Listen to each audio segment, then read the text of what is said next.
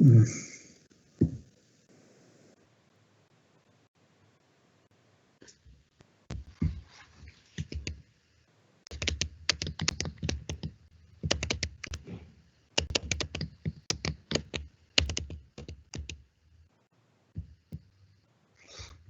pues estábamos hablando de cómo calcular las fuerzas de sismo. Por ahí les encargué una tarea. También dentro de Classroom, de Teams, les puse una liga a unos videos en YouTube que explica sobre el origen de los sismos y los efectos de los sismos en las estructuras. No sé si ya pudieron ver esos videos, pero bueno, lo que se comenta en esos videos es parte del curso. Entonces, les pediría que los terminaran de ver si no los han visto. Hay muchas cosas que en los videos, aquí también lo hemos comentado, nada más que en los videos se ve mucho más gráfico explicado. Entonces, la intención de compartirles esos videos es que puedan entender de una forma más visual algunos conceptos de los cuales también hemos platicado aquí, ¿no? Ok.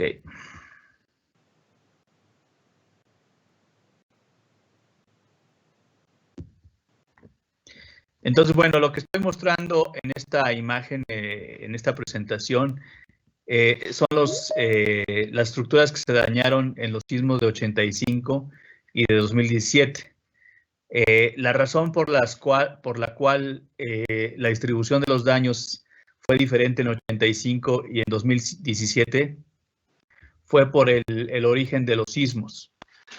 En el 85, ustedes recuerdan que el sismo venía de la subducción la subducción de las placas de coco sobre la de Norteamérica, y el movimiento se generó, o el epicentro del sismo estuvo en las costas de Michoacán. Prácticamente viajó 300 kilómetros hasta la Ciudad de México. Las ondas venían con un contenido de frecuencias más o menos amplificadas a 2 segundos. Y por esa razón se dañaron muchas construcciones que tenían ese periodo, pero además en los suelos que más o menos también tenían esos periodos. Entonces, la densidad de los daños se concentró más en la zona que conocemos como la zona del lago. Y sobre todo donde estaba la mayor densidad de construcciones, que es en las colonias Roma, etcétera, ¿no? Para el año 2017, el sismo no es de subducción, sino es de una falla normal. Algunos videos que les compartí de YouTube explica que es una falla normal. También ya lo explicamos en la clase, que es la fractura de la placa subducida cuando intenta volverse a integrar con el manto de la Tierra, ¿no? La desventaja de estos sismos es que, de falla normal, es que se da muy adentro de la placa continental. Los epicentros son más cercanos. La onda del movimiento vino con frecuencias más bajas, alrededor de 1 segundo. Por lo tanto, ese movimiento excita el suelo con ese periodo de 1 segundo, y también las estructuras que se dañan son aquellas que tuvieron 1 segundo. Otra cosa que también quería comentar es en algún momento platicamos de las irregularidades. Cuando hablábamos de la norma de sismo, decía, si uno de los 13 criterios abajo no se cumple, entonces la estructura es irregular. Si no se cumple 2 o más de los criterios, 2 o más de los 13 criterios, entonces es fuertemente irregular. Una de las fuentes de irregularidad es cuando algunos entrepisos de un edificio tienen muy alta rigidez y el entrepiso de arriba o de abajo tiene una muy baja rigidez. El problema cuando se tiene eso, que la rigidez es muy alta en algunos pisos y muy baja en otros, es que da un cambio muy brusco de rigidez y normalmente en ese piso flexible, también se llama piso suave, se generan grandes deformaciones muy bajas en los rígidos, pero muy altas en los flexibles. Y se nos da un colapso, como el que estamos explicando aquí. ¿Qué es el piso suave? Es el término que se aplica a los edificios cuya planta, aquí dice la planta baja, pero puede ser cualquier entrepiso, es más débil que las plantas superiores, aunque por naturaleza la estructura donde presenta una configuración más desfavorable es en el primer y segundo entrepiso.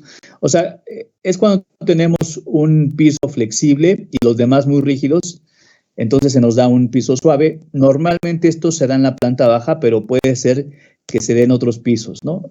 Por ejemplo, la planta baja normalmente se ocupa para comercios, áreas abiertas, estacionamientos, y entonces ese entrepiso es muy flexible comparado con los de arriba, que están llenos de más cantidad de muros. Entonces, al tener ese cambio, pues nos genera el piso suave. Entonces, un piso débil o piso suave o piso flexible, cuando tenemos una discontinuidad significativa de la resistencia y de la rigidez en la estructura en dirección vertical. Esta discontinuidad se puede presentar debido a que un piso, por lo general es la planta baja, tiene una rigidez más baja que el resto de todos los entrepisos. Entonces aquí se da una disminución muy fuerte de la rigidez. Bueno, esto es lo que tenemos en un piso suave. Cuando tenemos una estructura sujeta a fuerzas laterales, nosotros queremos que el daño, si es que la estructura tiene que dañarse, y a veces en los sismos no es inevitable eso, pues lo que nosotros queremos es que el daño se distribuya en toda la estructura. Normalmente nos conviene que los elementos que se dañen primero o los elementos que no se dañen sean las columnas. Entre el daño entre las columnas y el daño en las vigas, en ingeniería estructural es mejor el daño en las vigas, porque las vigas pueden, aunque se dañen, la estructura sigue en pie, no se colapsa. Entonces nosotros si necesitamos, si por alguna razón la estructura por las fuerzas tan grandes tiene que llegar al rango inelástico, eso significa que la estructura se empieza a dañar, sería mejor para nosotros que el daño se distribuya en todo el edificio, y mucho mejor si el daño se concentra solamente en las vigas, porque eso nos da que la estructura, aunque está con cierto daño, no nos garantiza que no va a haber colapso. Sin embargo, si tenemos el daño concentrado en las columnas, basta que se dañen todas las columnas de un entrepiso para que el edificio se caiga. Obviamente, distribuir el daño en más elementos hace que la estructura evite su colapso, pero si el daño se concentra solamente en columnas y todas son del mismo entrepiso, pues ya no va a haber forma de detener el edificio se va a caer. Podemos tener un modo combinado. Normalmente en ingeniería estructural lo común es tener un modo combinado, pero este es el ideal, el de solamente daño en vigas, y este es el peor. El que debemos de evitar es el de columna, se le llama modo de piso suave. En este caso, el piso de colapso fue el de la planta baja, porque normalmente es el más flexible, el más débil, pero puede darse también el piso suave en algunos pisos superiores. Por ejemplo, estas son fotografías que se tomaron después del sismo del 2017, en donde desafortunadamente las construcciones colapsaron por este efecto de piso suave. A la izquierda está la fotografía antes del temblor y a la derecha después del temblor. Y ustedes observan, la planta baja en este caso se ocupaba para estacionamiento.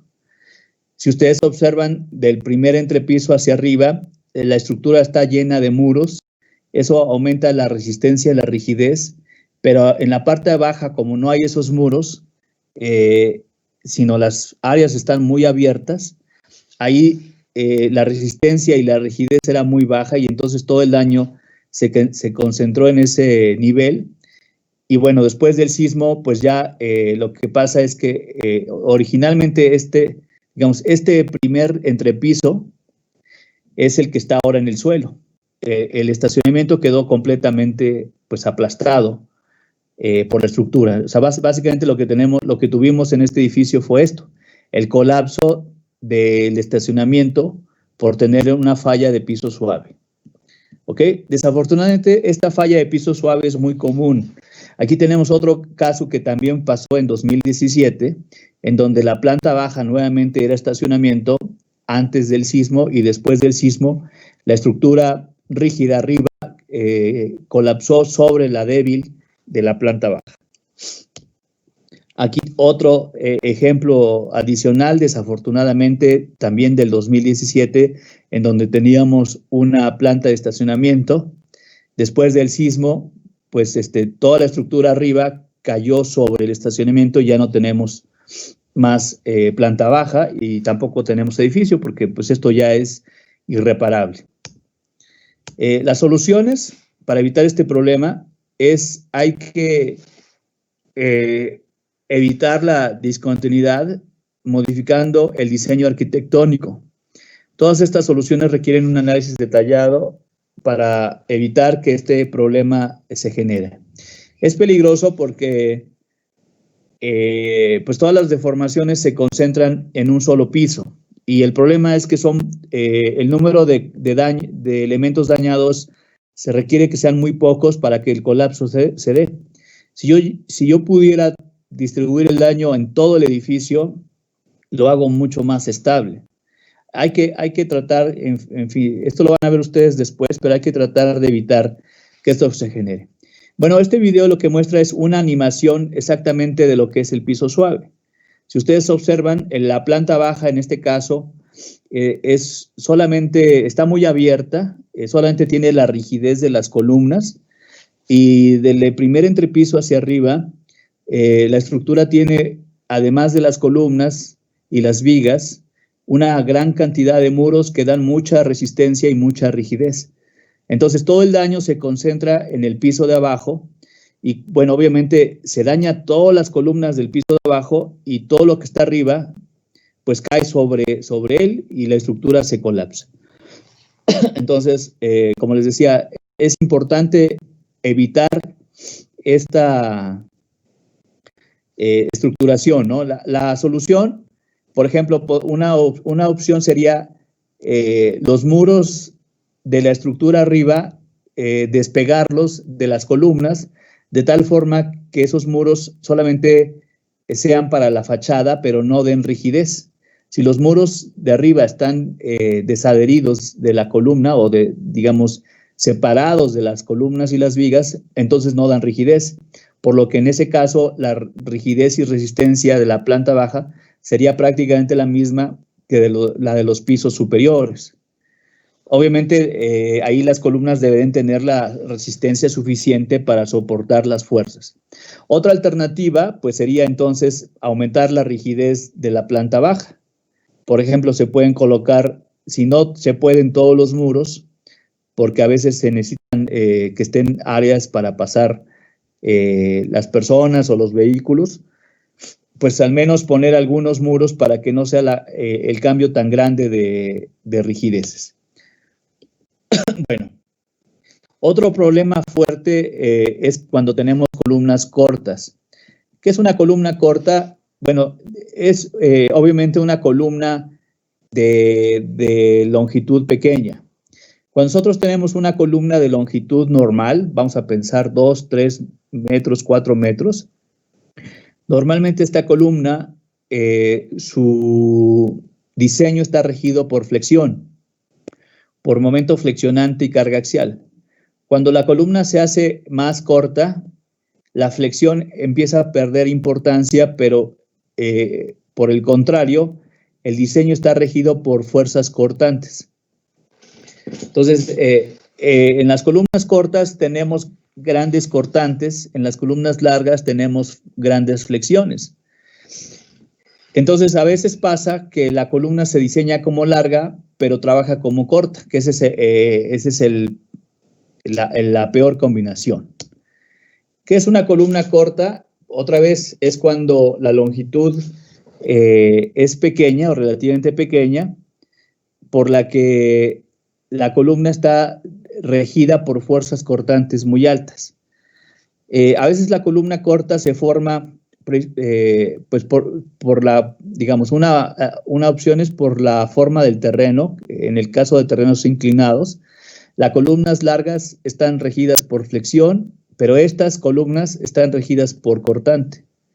También a veces pasa que en los edificios ponemos algunos muros para ventanas, digamos, ponemos muros, pero no en toda la altura, porque también necesitamos algunas ventanas. Y entonces la columna que originalmente era larga termina siendo corta por la presencia del muro. Ahorita vamos a ver algunas fotos. Bueno, aquí está una imagen que muestra eso. Vamos a suponer que el ingeniero pensó que sus columnas iban a ser de 3 metros de altura, pensando en que los muros que iban a estar entre las columnas y vigas se iban a separar del edificio. Sin embargo, si por alguna razón en la obra los muros se colocaron pegados a las columnas, entonces esta columna ya no va a ser larga, sino ahora va a trabajar como una columna corta, como se puede ver aquí. Ahora esta columna trabaja como corta por los muros que están pegados a la columna. El ingeniero no consideró esta longitud, sino consideró la longitud total como si no existido esos muros o como si los hubieran separados. Entonces, una columna corta es una columna que está sujeta a una fuerza cortante muy grande debida a la longitud pequeña que puede tener ese elemento, ¿no? Estos son ejemplos. Desafortunadamente, cuando viene un sismo y se van a ver los daños, muchos de los daños que se repiten es por la presencia en los edificios de columnas cortas. Aquí se puede ver una escuela. El ingeniero diseñó esta escuela mediante una estructura de tipo marco, donde tenemos columnas de 3 metros de altura, vigas, y el ingeniero diseñó esta columna para resistir la compresión y la flexión que se tenía en 3 metros. Sin embargo, en la obra se colocaron estos muros que deberían estar despegados de las columnas. Sin embargo, en la construcción se pegaron, y se pegaron un poco, yo creo que pensando que el constructor, que para evitar que el muro se voltee. Y el problema que se generó es que la columna ahora ya no trabaja en flexión, sino ahora trabaja con una gran fuerza cortante. Déjenme sacar aquí mi lápiz para poderlo explicar aquí. Entonces ahora cuando el edificio quería moverse hacia esta dirección, el muro impedía ese desplazamiento con la reacción del muro, y ustedes pueden aquí ver la gran fuerza cortante que recibe esta pequeña porción de columna. Entonces, bueno, se generó esos agrietamientos y esos daños que se ven en la columna. Entonces, les decía, desafortunadamente esta falla ocurre muy seguido, hay que evitarla. Aquí se puede ver otro caso adicional. Teóricamente la columna tiene aquí 2 o 3 metros de altura, sin embargo se colocaron estos muros y en lugar de que la columna tenga o trabaje en flexión, pues esto hizo que la columna esté a una fuerza cortante muy grande, como estoy tratando de ilustrar con mis rayones, ¿no? Ok, entonces les decía, desafortunadamente pasa muy seguido. Aquí otra imagen más, en donde se puede ver la columna. Inicialmente tenía estas 3 metros de altura, se colocó un muro, y esto hace que la columna ahora trabaje como corta, con una gran fuerza cortante, y esa gran fuerza cortante termina dañando al concreto en este caso. Bueno, la longitud de la columna juega un papel, es mucho rollo aquí, pero el chiste es que la columna se diseñó para trabajar y resistir la fuerza de compresión y flexión y con un cortante muy bajo, ¿no?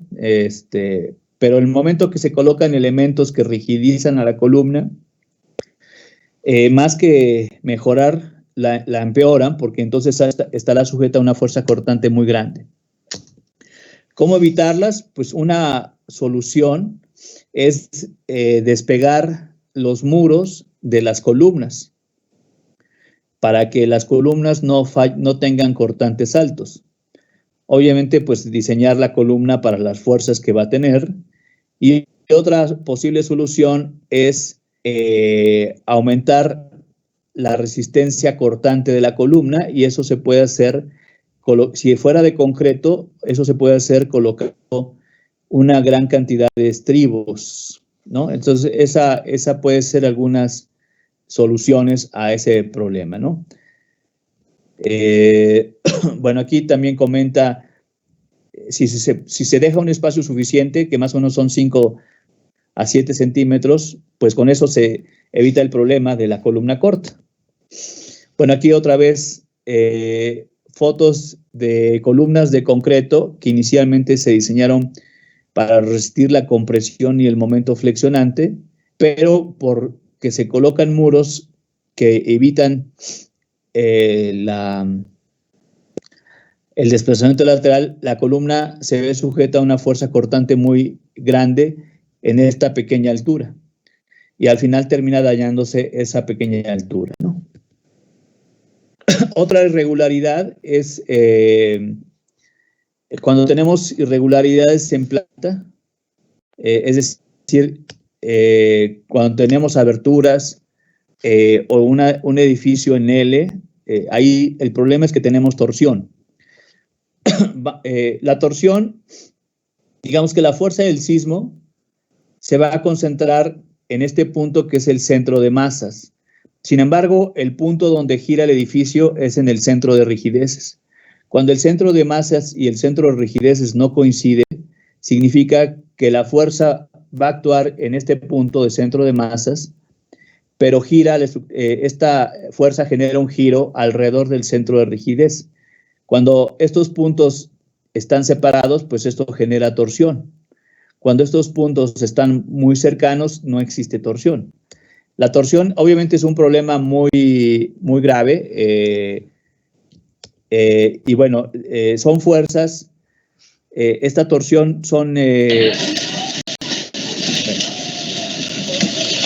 sí, esta torsión genera también cortantes muy grandes en las columnas y al tener cortantes muy grandes en las columnas, la verdad es que se generan daños muy fuertes en las columnas que pueden colapsar al edificio. Acuérdense que las columnas son los elementos que impiden que la estructura se caiga. Si las columnas se dañan, pues ya no va a haber forma de que el edificio esté en pie.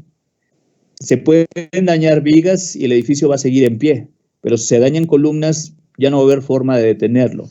Este video que está aquí, que lo detuve, lo voy a poner otra vez, fue tomado durante el 2017 en Ciudad de México, cuando ocurrió el sismo de septiembre, ¿no? Y en este edificio, quien tomó el video se puede apreciar que el edificio tuvo torsión. Al final, afortunadamente, no se cayó el edificio. Sin embargo, sí sufrió daños bastante fuertes y todo ese daño fue por la torsión. Vamos a ver el video. Voy a poner el audio para que lo escuchen. Ay, perdón. Voy a volver a poner el video.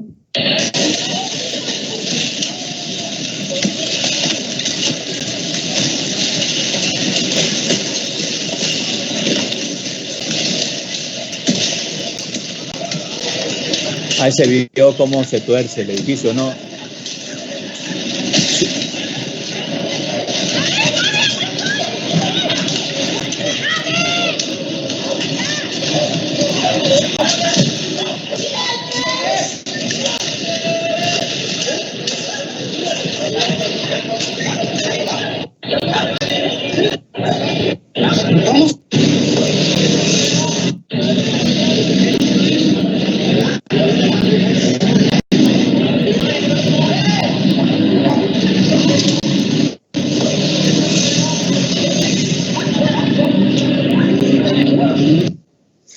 Bueno, ese es todo el video. Obviamente este edificio se torció porque otra vez la fuerza del sismo se concentró en el centro de masas y el edificio giró alrededor del centro de rigideces.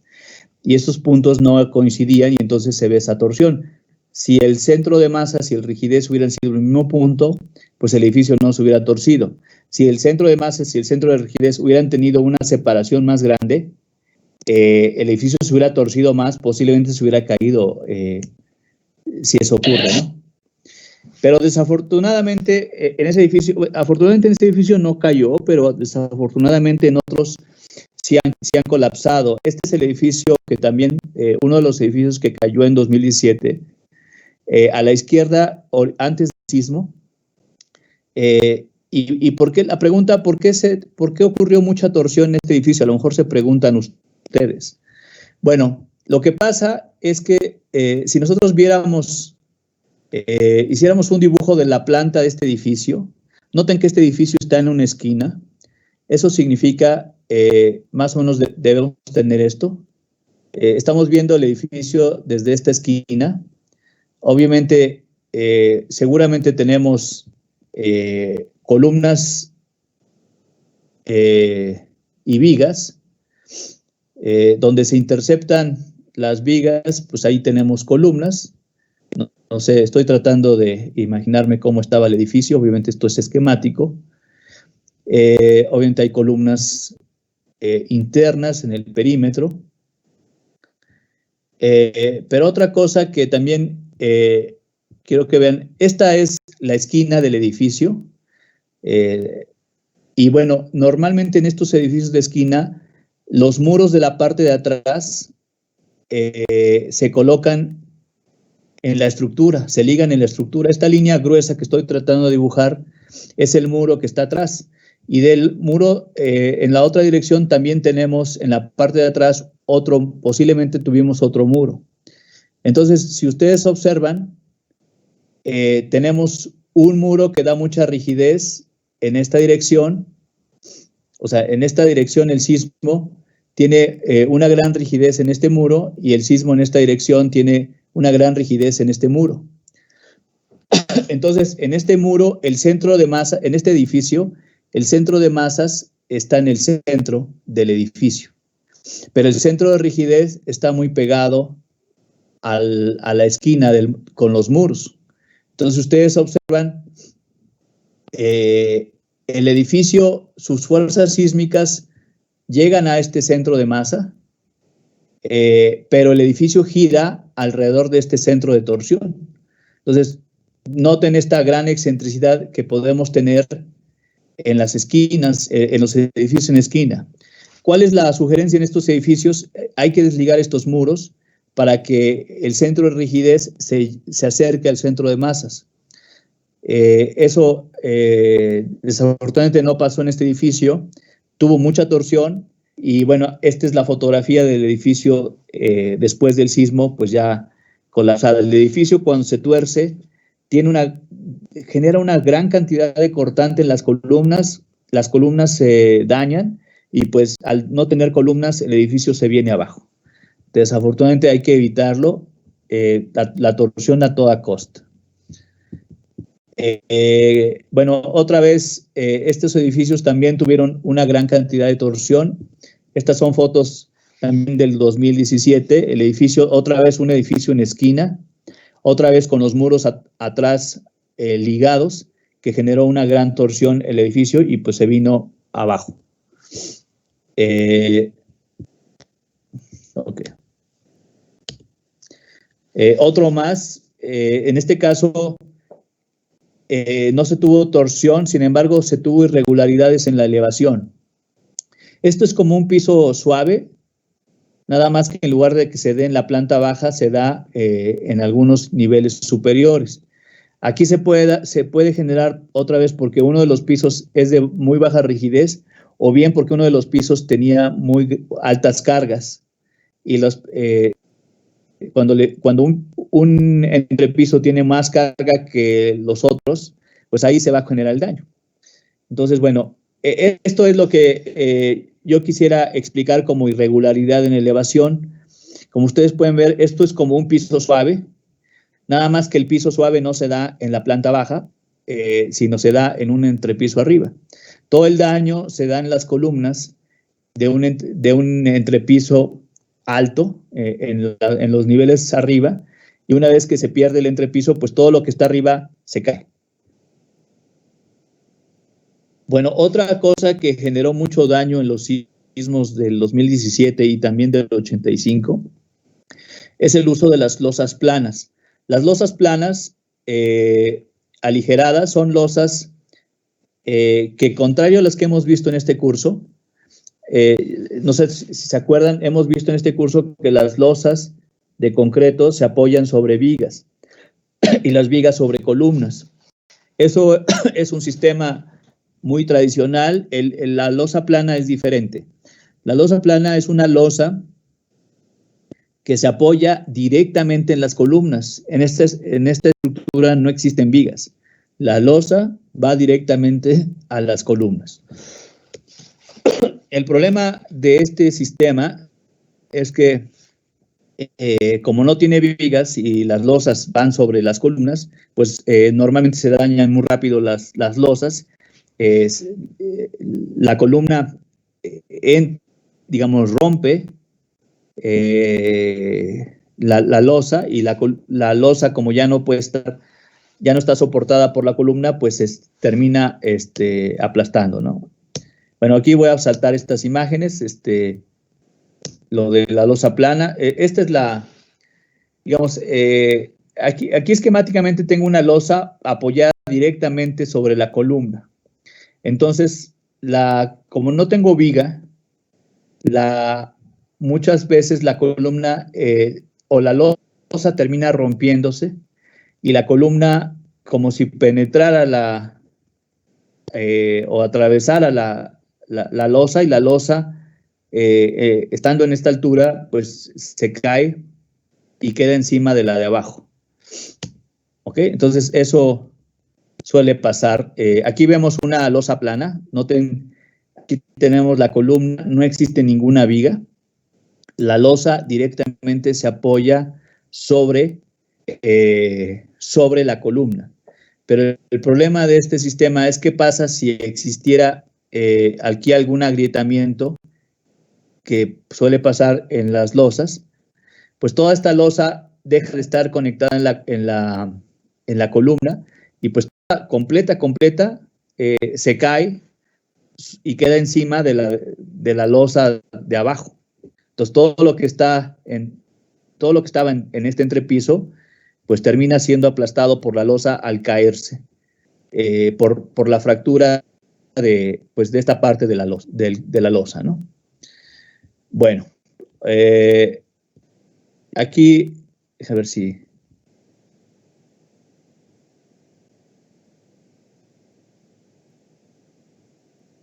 Bueno, a ver si, miren, por ejemplo, aquí se puede ver, se supone que teníamos aquí, entre esta losa y la de abajo, había una altura similar a los entrepisos de abajo.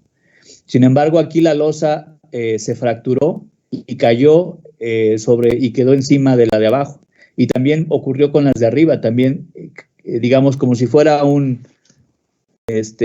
galleta, ¿no? Que se rompió la galleta y pues se quedó encima de las otras. Es lo que pasa en las losas planas. Para evitar esto hay que poner vigas. Hay que colocar vigas para evitar que esto ocurra, ¿no? Bueno, aquí se puede ver un caso de losa plana. A la izquierda está la fotografía del edificio antes del sismo, a la derecha está después del sismo. Y bueno, como ustedes pueden ver aquí, las losas se fracturaron y cayeron sobre los pisos de abajo y quedaron como se ve en esta foto, ¿no? Vamos a ver si...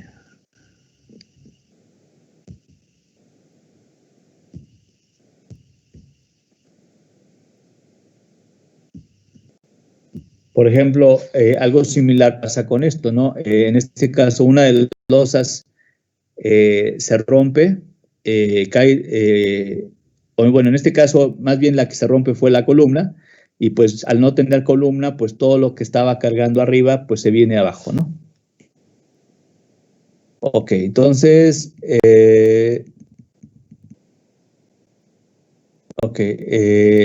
bueno, otro problema es cuando tenemos dos edificios pegados. Lo que ocurre es que los edificios al moverse empiezan a chocar, empiezan a golpearse, y el problema de que cuando se golpean es que a veces ocurre que el golpe es tan fuerte que rompe una columna o una serie de columnas, y otra vez al romperse la columna o las columnas, pues el edificio se viene abajo. Entre los dos edificios que se golpean, a veces uno es el que termina más lastimado, ¿no? Como en esta fotografía, se supone que había aquí 3 edificios. El del medio fue golpeado por los dos de al lado, y pues se dañó tanto que al final se vino abajo, ¿no? Aquí otra vez 3 edificios estaban muy pegados uno del otro. El del medio fue golpeado por los dos de lado, y pues si ustedes pueden ver, inicialmente el primer nivel finalmente se colapsó, ¿no? Y pues todo lo de arriba se vino abajo también.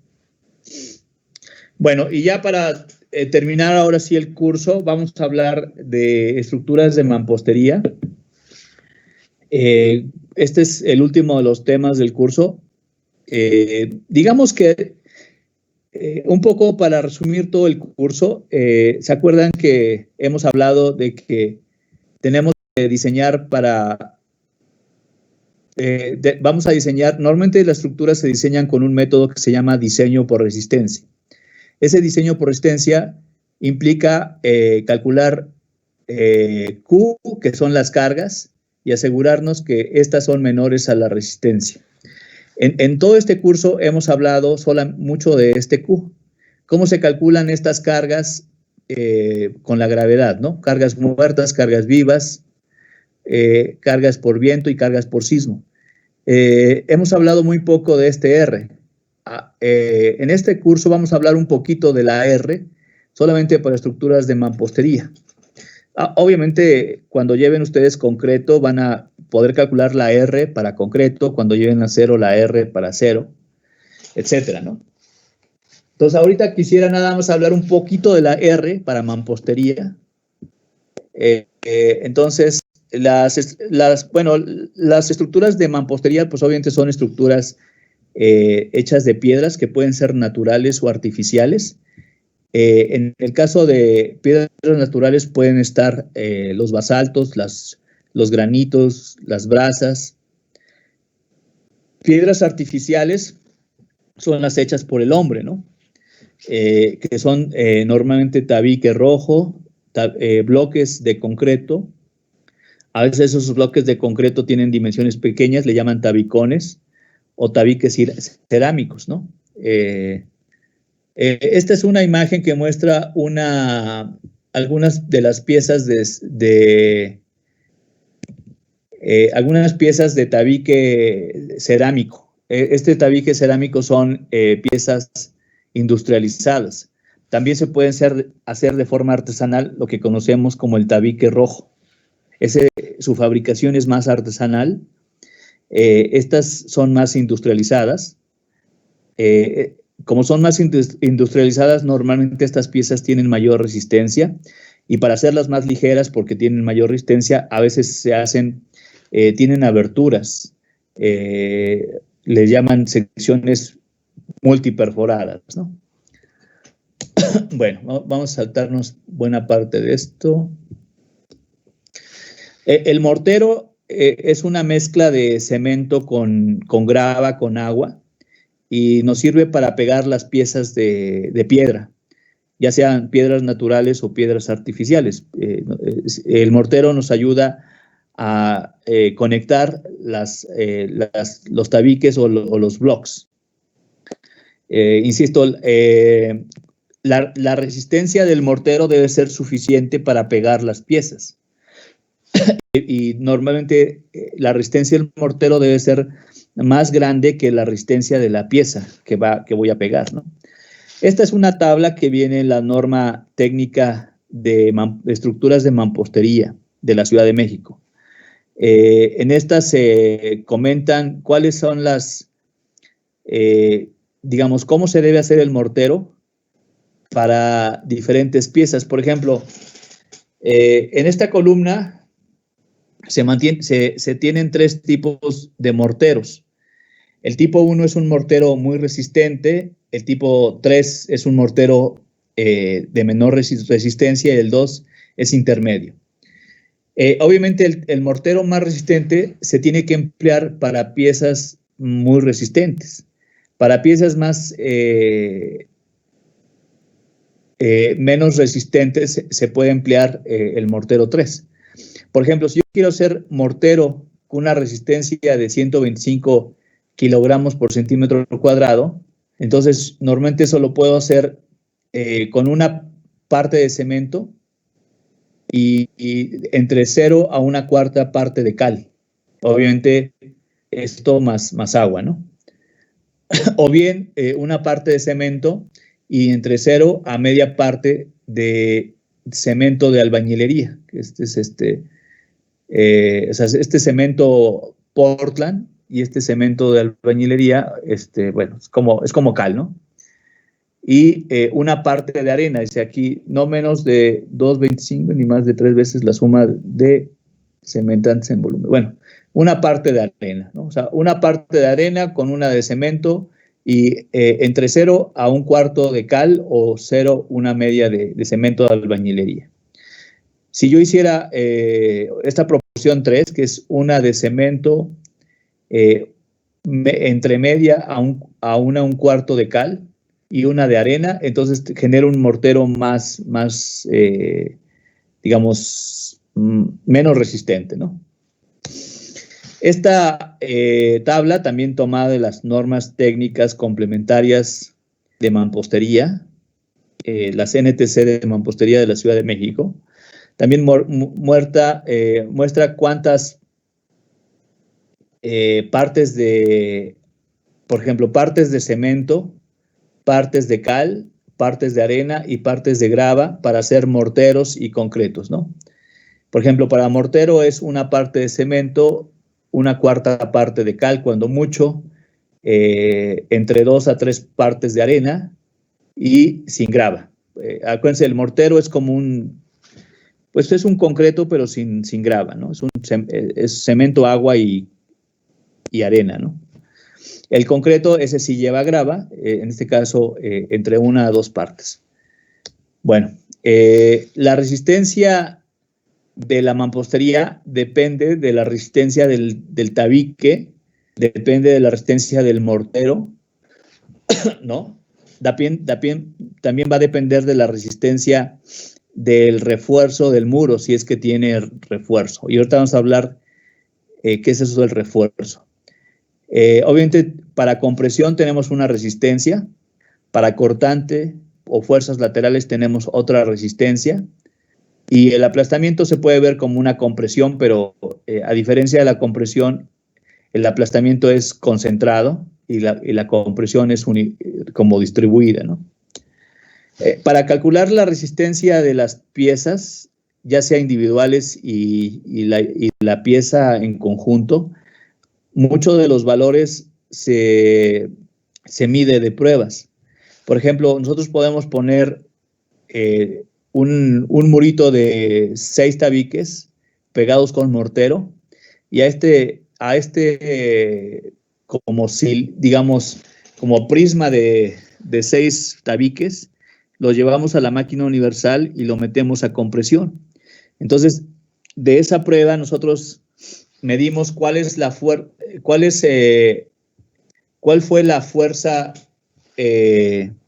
resistente en compresión de los tabiques.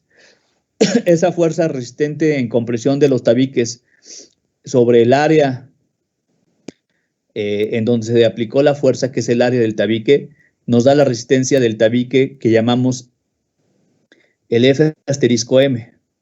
¿Ok? Esa es el esfuerzo resistente de la mampostería. Y obviamente si ensayamos tabiques, nos da un valor, si ensayamos bloques de concreto nos da otro valor, si ensayamos, por ejemplo, tabique pero multiperforado, pues será otro valor. Para las fuerzas laterales tenemos que hacer esta prueba en cortante. No sé si ustedes aquí observan, se trata de hacer un murito, aquí no se ve muy bien, pero este es un muro de tabique. Aquí estoy tratando de dibujar las juntas y aquí estoy tratando de dibujar las piezas. ¿Ok? No sé si se entiende cómo está construido el murito. Es un pequeño muro, quizás de 1 metro por 1 metro, con diferentes piezas de tabique y se le pone, obviamente las piezas de tabique se pegan con un mortero, ¿no? Como si fuéramos una pequeña porción de tabique. Obviamente, también tenemos, digamos, una vez que hacemos el murito de tabique, lo ponemos inclinado en la máquina universal y le ponemos compresión. Pero si ustedes observan, en realidad lo que estamos haciendo es meterle una compresión en diagonal. ¿Ok? Entonces, esto nos da cuál es la resistencia acortante de la mampostería, ¿no? No sé si ustedes recuerdan sus cursos de sólidos, de mecánica de sólidos, cuando veíamos transformaciones de esfuerzo, nosotros decíamos, bueno, si tenemos una partícula sujeto a estos esfuerzos, esfuerzos axiales y esfuerzos cortantes, ¿qué pasa si la partícula la inclinamos y calculamos sus esfuerzos, los mismos esfuerzos, pero en un plano inclinado? Pues aquí podríamos evaluar cuál es el esfuerzo principal, los esfuerzos cortantes máximos. Es algo similar a lo que estamos haciendo aquí, nada más que aquí lo estamos haciendo ya directamente una prueba. Teníamos un muro que originalmente esto era un muro, bueno, si yo dibujo el muro completo, estoy sacando un pequeño murito de 1 metro por 1 metro, y lo estoy llevando aquí, pero lo estoy poniendo inclinado y le estoy metiendo, lo que estoy metiéndole aquí es fuerza cortante. Entonces, en esta prueba, yo tengo aquí el tau XY directamente en el muro. Lo que estoy midiendo es el esfuerzo cortante directamente de la prueba. Si ustedes recuerdan, no sé si recuerdan el círculo de Moore, lo que estoy midiendo en la prueba es este valor de esfuerzo cortante máximo, el tau. Y con este valor de esfuerzo cortante máximo, también yo podría conocer cuáles son los esfuerzos principales. O sea, yo conocería todo, ¿no? Bueno, de esta prueba, en realidad, lo que se obtiene es el tau. En las normas le llaman el B asterisco. Le llaman el B asterisco M. Esto es lo que el tau medido en esta prueba, en las normas le llaman el B asterisco M. ¿Ok? Entonces, de la prueba de compresión se mide el F asterisco M, de la prueba de cortante o compresión diagonal el B asterisco M. Y estos valores son los que podemos emplear para diseño. Bueno, en esta tabla que está tomada de la norma técnica se tabulan el F asterisco M, que es la resistencia a compresión del tabique o del muros de mampostería. Nada más que hay que aclarar que un muro de mampostería no resiste flexión, no resiste tensión, no resiste fuerzas normales. Yo no puedo poner un muro de mampostería como si fuera una losa, ¿verdad? Si yo lo pongo como una losa, se va a caer el muro colocado como losa. O si yo le pongo flexión, pues lo voy a romper. Si yo le aplico tensión, lo voy a romper. Cuando una carga concentrada se transmite sobre el muro de mampostería, hay que asegurarnos que el esfuerzo que genera la carga concentrada no excede 60% del F asterisco M. En esta tabla vamos a ver el F asterisco M. La resistencia en tensión se va a considerar que es nula, es decir, se debe ignorar, porque la resistencia a tensión de un muro es prácticamente nada. Cuando se requiera tener cierta resistencia a tensión, entonces hay que colocar acero de refuerzo, hay que reforzar el muro. Entonces, ¿cuánto resiste? La pregunta de esta tabla es ¿cuánto resiste el muro en compresión? Pues va a depender de qué piezas coloque en el muro. Si yo coloco tabique rojo o tabique de barro recocido, va a ser diferente que si yo pongo tabique de barro también, pero con huecos verticales, o si el bloque o la pieza no es un tabique, sino es un bloque de concreto, o es un tabique de concreto, lo que llamamos tabicón, ¿no? Entonces va a depender de cuál es el tipo de la pieza y también va a depender cuál es la resistencia del mortero. Hace rato lo vimos, hay 3 calidades de mortero, el resistente y el menos resistente es el 3. Entonces, ustedes pueden ver que el F*M va a depender de cuál es la resistencia del tabique y cuál es la resistencia del mortero. Juntando la resistencia del mortero y la resistencia del tabique, nos da la resistencia en compresión del muro. ¿Ok? Entonces, esta es la resistencia en compresión del muro. Está evaluado en términos de esfuerzo, ¿no? Ustedes pueden ver, son kilogramos por centímetro cuadrado y entre paréntesis los valores están en megapascales. Esta tabla también de las NTC de mampostería tabula la resistencia a compresión diagonal o la resistencia en cortante del muro, lo que hace rato comentamos como el B*M. Recuerden que el F*M se calcula de esta prueba de compresión y el B*M de esta prueba de compresión diagonal. Entonces, la resistencia a cortante o a compresión diagonal va a depender también del tipo de pieza que tengamos y del tipo de mortero. Para morteros normalmente 1, la resistencia es un poquito más grande que para morteros 2 y 3. Ahorita vamos a ver un ejemplo para que ustedes entiendan cómo se aplica, ¿no? Bueno, obviamente B*M también es un esfuerzo, está en kilogramos por centímetro cuadrado y entre paréntesis está el mismo valor en megapascales. Y bueno, el módulo de elasticidad de la mampostería se puede calcular con estas fórmulas. Si el muro es de tabique o de bloque de concreto y las cargas son de corta duración, por ejemplo, las que puede darse en un sismo, entonces el módulo de la mampostería se puede calcular como 800 veces el F*M. Si las cargas son de larga duración o cargas sostenidas, como las cargas de gravedad, entonces el módulo de elasticidad es 350 veces F*M. Si las piezas, en lugar de ser de tabique o bloques, son de tabique de barro y otras piezas, excepto las de concreto, entonces se usan estas fórmulas también para cargas de baja duración o cargas sostenidas, la de abajo. En el caso del módulo de cortante, es el G, se puede aproximar como el 40% del módulo de elasticidad. Bueno, aquí hay un ejemplo. Vamos a suponer que yo tengo un muro que tiene 15 centímetros de ancho, 3 metros de largo, y no importa aquí la altura. Lo que importa es, puede ser un muro de 1 metro, de 3 metros, no importa. Lo que importa aquí es el ancho, el largo del muro, que es 3 metros, y su ancho, que son 15 centímetros. La pregunta es, ¿cuánto resiste en compresión este muro? ¿Cuánta fuerza de compresión puedo aplicar a este muro? Pues yo primero tendría que saber qué tipo de pieza es y qué mortero es para saber cuál es el F*M. Por cierto, la resistencia en compresión del muro la puedo calcular como el F*M por el área del muro. Entonces aquí me dicen, es un muro de tabique rojo y con un mortero tipo 1. Entonces el F*M lo tengo que sacar de una tabla que hace rato platicábamos, es esta. Entonces para un tabique de barro, como la primera opción, y un mortero tipo 1, el F*M son 15 kilogramos por centímetro cuadrado. En mi ejemplo, estamos tomando 15 kilogramos por centímetro cuadrado. Esto es esto multiplicado por el área del muro, y el área del muro que soporta la carga de compresión. Espero que estén de acuerdo.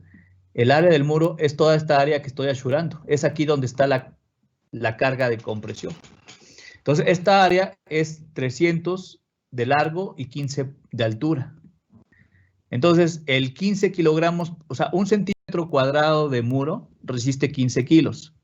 pero este muro tiene 300 por 15, bueno, entonces, ¿cuánto es la resistencia de todo el muro? 15 por 300 y por 15, acuérdense que los centímetros cuadrados se cancelan con estos centímetros y con estos centímetros y me quedan, al hacer las unidades, nos quedan en kilos. Pero ahí yo dividí entre 1000 para pasar esos kilos a toneladas. Entonces me da 67.5 toneladas. Es decir, este muro podría soportar 67.5 toneladas sobre él, siempre que fuera de 30 centímetros de ancho y 15 centímetros de altura, y también que fuera de tabique pegado con mortero 1, porque esto me da el F asterisco M, y el área de muro pues ya me dice cuánto resiste el muro en compresión. Ahora la pregunta es, ¿cuánto resiste a fuerzas laterales? Bueno, a fuerzas laterales es el B asterisco M por el área del muro. Otra vez, para el B asterisco M, tengo que irme a la tabla correspondiente. Acuérdense que es tabique rojo, mortero 1. Esta es la tabla del B asterisco M. Tabique rojo es la primera opción, mortero 1 es la de arriba. Entonces, el B asterisco M me da 3.5 kilogramos por centímetro cuadrado. Es lo que estoy tomando en este ejemplo. Multiplicado por el área del muro, que otra vez es el área achurada 300 por 15, me dice cuánto resiste el muro acortante. El muro, bueno, estos centímetros cuadrados que está dividiendo a kilogramos, se cancela con estos centímetros y estos centímetros. Entonces me da en kilogramos, pero yo lo divido entre 1000 otra vez para pasar el resultado a toneladas. En este caso, acortante, este muro puede resistir prácticamente 15.75 toneladas. ¿Ok? ¿Cuál es el módulo de elasticidad de este muro? Pues para el caso de fuerzas de poca duración, ¿se acuerdan? Se comentó que para tabiques de barro, como es el que tenemos en este caso, para cargas de corta duración es 600 y para cargas sostenidas es 350 por F asterisco M.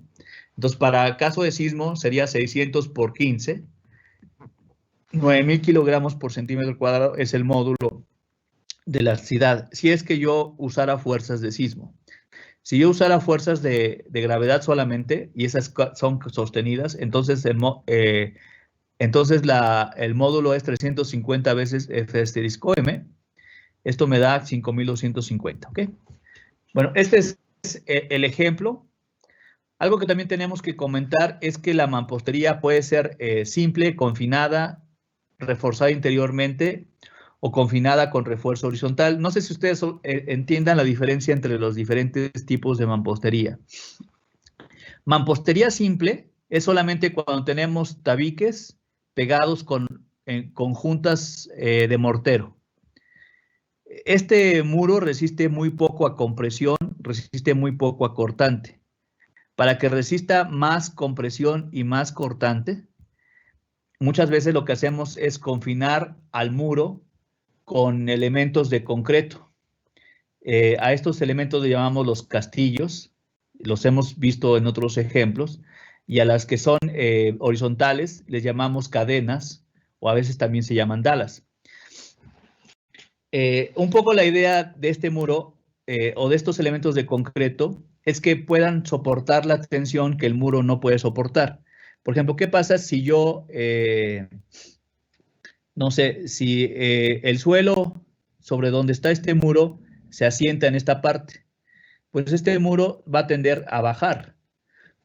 Y como el muro no va a poder soportar las tensiones, porque esto genera una tensión en esta dirección, ¿no? Entonces, esto va a generar que el muro genere esta grieta. Sin embargo, ¿qué pasa si esto mismo ocurriera en este muro confinado? Pues ahora lo que va a tomar las tensiones, el muro se podría deformar y lo que toma las tensiones es el concreto y prácticamente el muro no recibe esas tensiones, por lo que el muro a lo mejor se agrieta, pero no tan fuertemente como si no estuviera reforzado. Entonces, un muro confinado también llamado un muro reforzado. Un muro confinado es aquel que está rodeado por castillos y cadenas en todo el perímetro. Hay ocasiones en que los muros no están reforzados alrededor por castillos y cadenas, pero sí están reforzados en el interior. Hay ocasiones que los muros en el interior se colocan varillas. Estas varillas, lo que tiene, digamos, lo que trata es de que estas varillas soporten estas tensiones que el muro no puede tomar. Entonces, estas varillas son refuerzos interiores. O también pueden ser refuerzos solamente horizontales. Estos refuerzos horizontales son varillas que se colocan entre las juntas. A veces se coloca a cada 2 juntas o a cada 3 juntas, se colocan varillas. Reforzado interiormente es, por ejemplo, cuando tenemos los tabiques perforados o con agujeros. Entonces, dentro de los agujeros ponemos esas varillas verticales, además de que en las juntas colocamos varillas horizontales. Obviamente, entre más refuerzo le pongamos al muro, mayor resistencia va a tener, pero también mayor costo. Si nosotros queremos hacer un muro, pues lo más barato posible, pues es sin refuerzo, pero también va a resistir menos. En una zona sísmica siempre nos va a convenir reforzar el muro, ya sea reforzado confinado o interior o con refuerzo horizontal. Cualquiera de las 3 opciones se puede, porque de no hacerlo así, entonces el muro se va a agrietar. Bueno, aquí vemos cómo, otra vez, una aplicación de los muros es la transformación de esfuerzos que tenemos, ¿no? Si ustedes recuerdan, esto es la transformación de esfuerzos para obtener los esfuerzos cortantes máximos o los esfuerzos principales. Pues una aplicación está aquí, ¿no? Cuando tenemos el muro, por ejemplo, en tensión, bueno, aquí lo que vemos son diferentes tipos de fallas en muros, ¿no? Cuando está en compresión, pues se puede romper por la compresión. Cuando está en cortante, se genera una tensión diagonal y esto fractura los muros. Bueno, un muro diafragma es, por ejemplo, imagínense que tenemos un edificio con columnas y vigas. Y nosotros al agujero que se tiene entre 2 vigas y entre 2 columnas, lo rellenamos con un muro. Ese es un muro diafragma, es un muro que rellena todo el espacio entre vigas y columnas. Ese muro diafragma no está pegado a las columnas, bueno, no está conectado, no está soldado, no está unido a las columnas y a las vigas, pero el momento que está conectado o está pegado solamente con contacto, cuando las columnas y las vigas se peguen al muro, pues va a darle resistencia a las columnas y a las vigas, ¿no? A veces esto genera problemas. Por ejemplo, hace rato les decía, ¿qué pasa si el muro nada más se lleva a esta altura y todo esto se deja vacío? Pues entonces lo que tenemos es esta columna corta. Y esta columna corta puede generar daños en la columna corta. Para evitar este problema, a veces los muros se desligan de las vigas y las columnas para que no generen daños. Cuando no se desligan, pues puede pasar esto. El muro normalmente resiste menos que el concreto. Entonces, cuando las fuerzas son muy grandes, lo que termina dañándose son los muros. El problema que a veces los muros se dañen, pues es que las fallas se ven aparatosas, e incluso cuando el muro completamente se daña, pues termina volteándose, ya sea al interior o, en el peor de los casos, al exterior del edificio. Por ejemplo, aquí originalmente teníamos un muro rellenando estas 2 vigas y estas columnas. El muro se dañó, pues se volteó, y yo no sé si se volteó hacia adentro o hacia afuera del edificio. Las columnas cortas ya platicamos de ellas. Cuando los muros se colocan, pero no en toda la altura, se generan fuerzas cortantes muy grandes en las columnas y estas suelen dañarse. En esta animación se ve ese fenómeno, ¿no? El muro, si se va a colocar, se hubiera puesto en toda la altura, pero se puso a una altura menor y entonces la columna de concreto que originalmente se diseñó para flexión, ahora tiene una gran cantidad de cortante y entonces genera pues este daño en las columnas de concreto. Y bueno, esta animación lo que muestra son los esfuerzos que puedo yo tener en la mampostería. Esos colores en rojo significa que el muro se está, o esos colores verde y rojo son que el muro se está tensando. Y ustedes lo pueden ver como posibles grietas. Por ejemplo, aquí lo que dice la animación es que se va a generar estas grietas en estos muros, ¿no? Bueno, para evitar que se generen esas grietas, a los muros hay que reforzarlos. Y aquí se ve en esta animación cómo se refuerza con castillos, con cadenas. Y aquí algunas características geométricas que se piden. Por ejemplo, cuando se colocan castillos, los castillos tienen que estar a una separación que nunca debe ser más grande a 4 metros o 1.5 veces la altura del muro. En el caso de las cadenas tienen que estar separadas a una altura siempre menor a 3 metros. Cuando se coloquen pretiles, siempre el pretil debe tener una dala también arriba, porque a veces se coloca el pretil y la dala de arriba no se coloca. Nada más se coloca la dala de abajo y el castillo, pero la dala de arriba o la cadena de arriba no se coloca. Cuando se coloquen ventanas, hay que colocar 2 castillos al lado de la ventana y también cadenas abajo y arriba. Bueno, arriba la tenemos y abajo hay que también colocarla. La resistencia de los castillos y las cadenas siempre debe ser de concreto mayor a 150 kilogramos por centímetro cuadrado. Bueno, otra vez, la altura de las cadenas no puede ser mayor a 3 metros. Si la losa fuera más alta a 3 metros, entonces hay que poner una cadena intermedia. Lo mismo hay que poner cadenas donde haya aberturas, como en el caso de puertas y ventanas, y los castillos a una separación no mayor a 4 metros o 1.5 veces la altura del edificio. Aquí otra imagen que muestra la separación, que en los castillos no puede ser más grande que 4 metros o unos 5 de altura. El espesor de los castillos y de los muros siempre debe ser mayor a 10 centímetros. Bueno, aquí hay otra cuestión sobre las cadenas, siempre de resistencia mayor a 150. Este es el caso cuando, por ejemplo, cuando ponemos castillos, pero también otra forma en lugar de poner castillos, otra forma de reforzar el muro es que los castillos estén en el interior del tabique. A veces esos tabiques con agujeros, ahí se colocan las varillas y el concreto. Entonces, por fuera se ve como si el muro no tuviera castillos, pero es que sí está reforzado con refuerzo interior.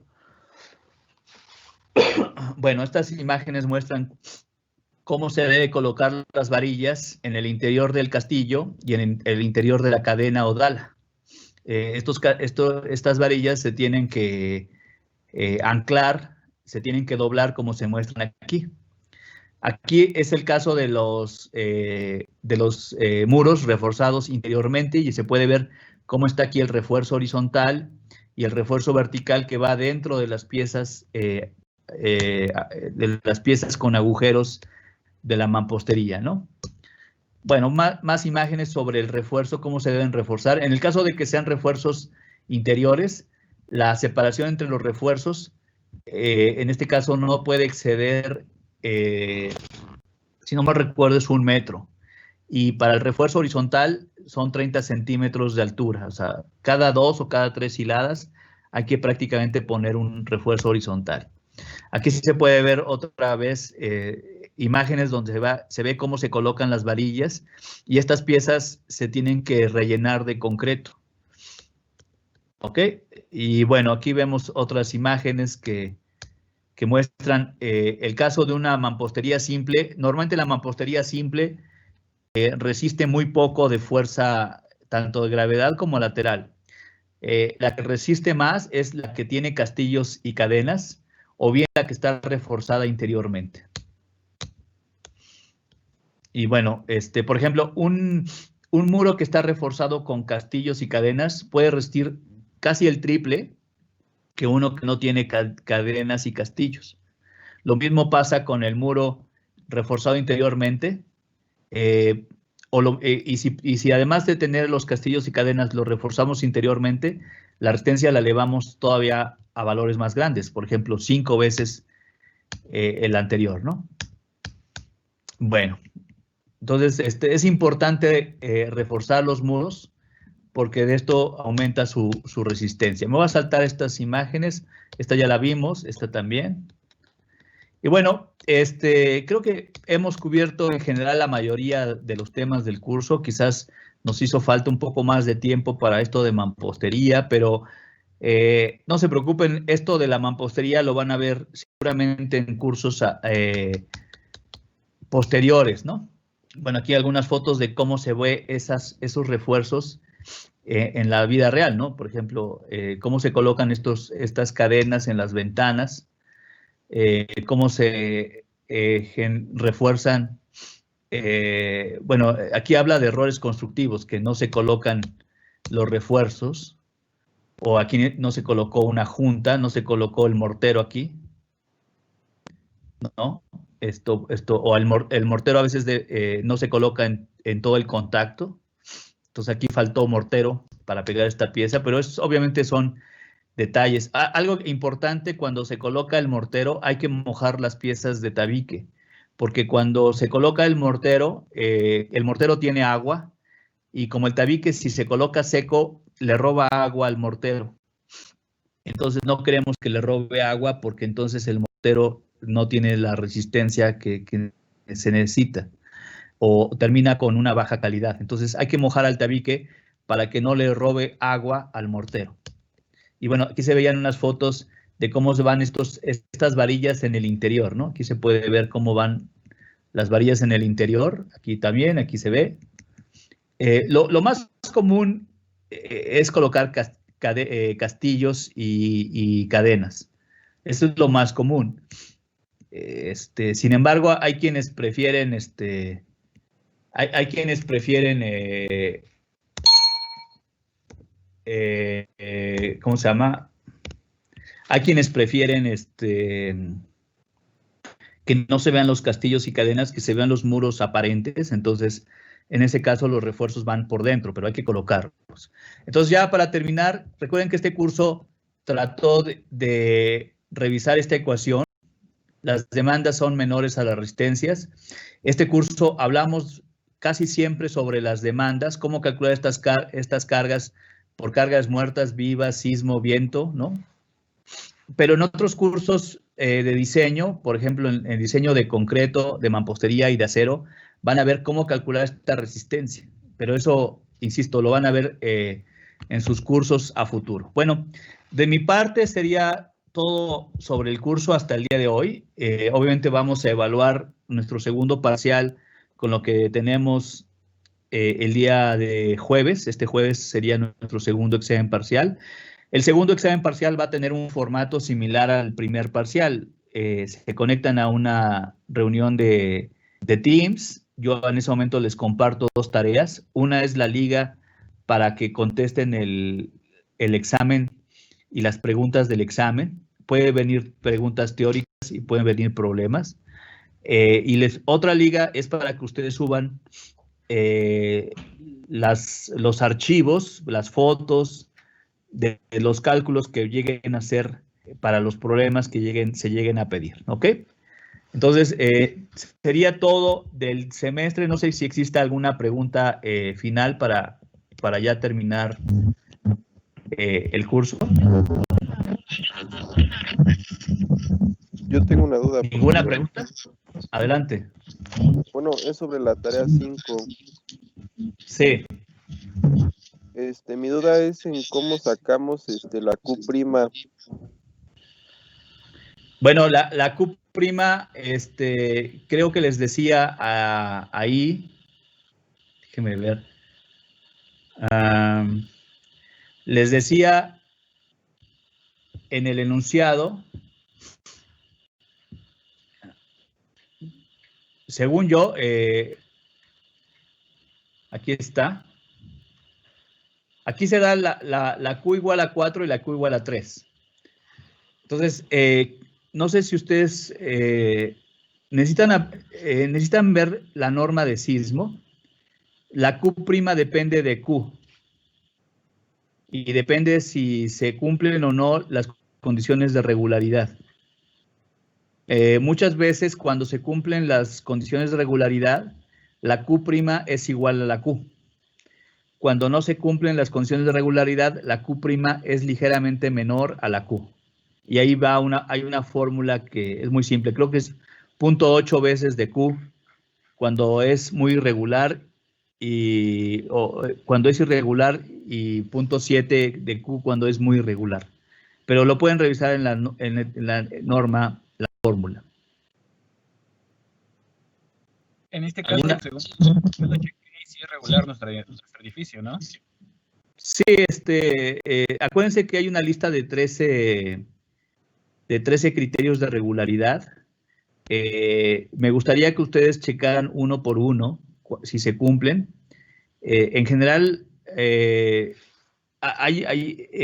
este problema no se da mucha información sobre los 13. Van a tener que asumir algunas cosas, pero en general sí se cumplen las 13 en este edificio. Por lo que este edificio podría considerarse regular. Ah, ok, muy bien. Maestro, para el coeficiente sísmico, es que nos dice que entremos a la página del SACID y ya entré, pero no me queda claro cuál es el coeficiente. Sí, es una buena pregunta. Mire, hay dos alternativas para fines de la tarea, ¿no? En la norma anterior, la que era vigente, la que salió en 2004 y que se reemplazó en el 2017, o sea, fue válida hasta el 2004, había un coeficiente sísmico, había una tabla, creo que está en la presentación, creo que yo la tengo, si quieren vamos a verla rápidamente, como esta no es.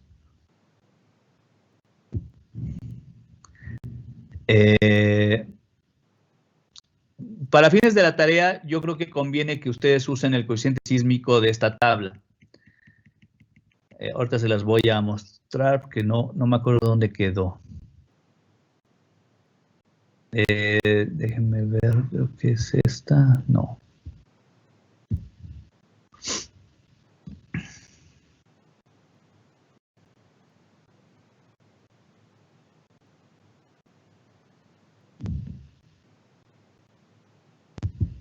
Aquí está. Entonces, para fines de la tarea, pueden ustedes aplicar estos coeficientes. Estos son los que se aplicaban en la norma del 2004. Si estábamos en la zona 3A, el coeficiente sísmico es 0.4. Ahora el SACID es un programa de internet que yo pongo la ubicación del terreno y me da una serie de espectros, y de esos espectros se extrae el coeficiente sísmico. El coeficiente sísmico, no sé si ustedes, déjenme tratar de dibujar por aquí.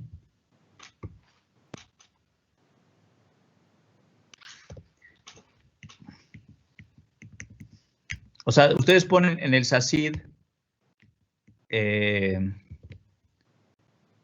digamos, un punto acá y les da una serie de espectros que tienen como esta forma, ¿no? Obviamente el SACID nos da muchos de ellos, nos da varios.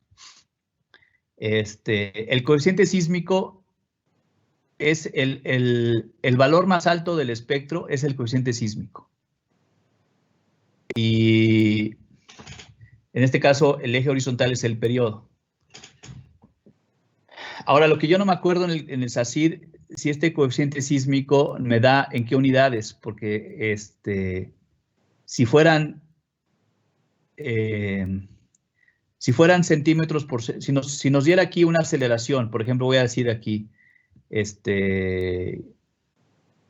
600 centímetros por segundo cuadrado, bueno, si nos da una aceleración en centímetros por segundo cuadrado, esa aceleración la dividimos entre la gravedad.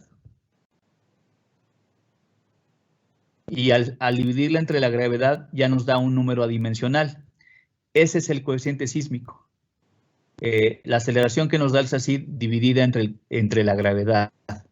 Ahora, en el caso del SACID está un poco complicado porque me da un montón de espectros. La pregunta para ustedes es ¿cuál de todos es el correcto? Bueno, el correcto pues sería dependiendo del Q que tengan, ¿no? Pero para no hacerlo muy complicado, yo les sugiero que para fines de la tarea usemos estos coeficientes sísmicos que son los que se usaban hasta en la norma del 2004. Y era mucho más sencillo porque estábamos en la zona 1, usábamos .16, si estaba en la 2, .32, y estamos en la 3, A y 3C es .4, en la 3B .45 y en la zona 3D .30, ¿no? Entonces, para los fines de la tarea, vamos a usar estos. Para fines del SACID, digamos que si alguien quisiera usar el SACID, pues tendría que correr el SACID y ver, pero les digo, el coeficiente sísmico es el valor más alto del espectro y se calcula como la aceleración que se da en el SACID entre la gravedad. Y les debería dar más o menos un poquito más alto que .4, porque en el año 2017 los espectros o los coeficientes sísmicos los incrementaron más o menos un 50%, un 33% más o menos. Entre 33 a 50%. Entonces ahora posiblemente calculen un coeficiente sísmico de 0.6 o 0.5, no lo sé. Dependiendo de dónde pongan el punto en la ciudad, ¿no? Porque en algunos puntos va a ser eso, en otros, si lo ponen el punto en la zona 2, pues les va a dar algo menor, o en la zona 1 les va a dar algo menor. ¿Sí se entendió? Sí, se entendió, gracias. Ok. Para la tarea es más fácil usar estos valores de la tabla. Bueno, pues si no hay otra pregunta. Yo solo pues, tengo otra duda respecto al examen, profesor. ¿Sería a la misma hora, a las 9, como en la vez pasada? Sí, si están de acuerdo, podemos empezar a las 9. No sé si pueden levantar la mano virtualmente en Teams para que yo me dé una idea de quién está de acuerdo en que empecemos una hora más temprano. El examen está pensado para 1h30, pero si empezamos a las 9, pues se van a ver un poco más tranquilos, ¿no? Okay. La mayoría levantó la mano, que es cosa que están de acuerdo que empecemos a las 9. Sin problema, empezamos entonces a las 9. Nada más para terminar, les iba a decir que el examen global, la división de CBI, nos dio el día 17 de noviembre, es decir, la próxima semana, el próximo martes. Nos puso el examen global entre 10 a 1. Entonces, para el examen global también sería, de hecho ya puse una liga para que entremos a la reunión el 17 al examen global, es de 10 a 1. Entramos a la reunión y yo les comparto dos tareas en Teams. Una es la liga para el examen y la otra es la liga para que suban todos los comprobantes de sus cálculos, ¿ok? Entonces, bueno, confirmado, examen este jueves 12 a las 9, empezando a las 9. Si alguien no puede entrar a las 9, no se preocupen, puede empezar a las 10. Lo que sí es que el examen se tiene que recoger a más tardar 11:30. Y después de ahí nos veríamos el 17 para el examen global, comenzando a las 10 de la mañana para terminar a la 1 de la tarde.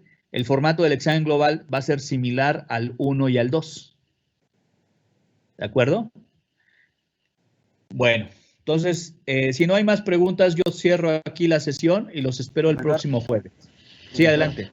¿Nos va a compartir algunas diapositivas como en el examen 1 para repasar? Ya están compartidas, pero Okay. algo que yo quisiera recalcar. Es que en el examen parcial 1, desafortunadamente me di cuenta que muchos están consultando en el momento que están resolviendo el examen, están buscando la respuesta en el PDF. Y eso, yo les había dicho que está prohibido. Ustedes, yo se los pasé para que ustedes estudiaran, para que ustedes entendieran los conceptos, pero no para que les sirva de formulario ni les sirva de acordeón. Entonces, yo la verdad, esas hojas no se pueden emplear durante el examen. Las pueden consultar antes del examen, después del examen, pero durante el examen no las pueden tener abiertas. Y es que en el examen parcial 1, varios de ustedes, me di cuenta que están con las hojas en PDF al lado del examen y están buscando la respuesta ahí. Muchas respuestas no están ahí, pero además esas hojas es para que estudien, para que entiendan los conceptos, no para que la usen de acordeón. ¿Ok? Entonces esperaría yo que en el parcial 2 o en el parcial 3 no la saquen durante el examen. Si alguien la sacó, si alguien se descubre que la está usando, el examen se anularía si están usando estas como acordeón, ¿ok? Bueno, entonces cerramos la sesión aquí, entonces nos vemos el próximo jueves. Muchas gracias.